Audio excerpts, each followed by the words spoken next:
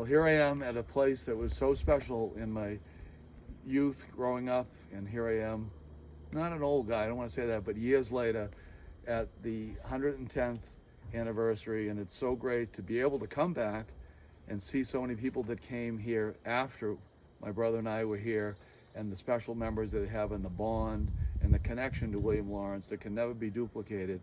And you still have that same feeling when you come up. Well, that's wonderful, and I'm so glad we have that.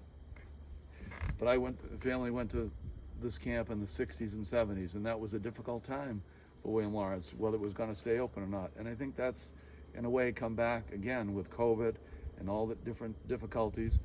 So when I first heard about the camp had to close for a year during COVID, and the finances were going to be hit, I said, what can I do? But like many people, my own finances were, unsure. But now that that's sort of over, what was interesting is when that happened, when I got the letter about the camp, within an hour I heard the song In the Year 2525, which was the #1 hit in 1969, the biggest song of the year. But I said, that's a way. That's a way that I can help and other people can help instead of a one-time donation. So the idea that we're kicking off today is $25 a month for 25 months. That's 83 cents a day, and that's going to a minimum. We're shooting for 25 people to start.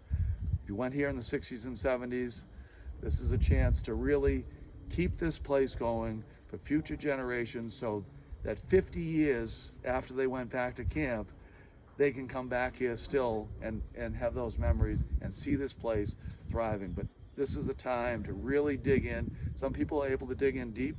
This is the way to do it. $25 a month for 25 months.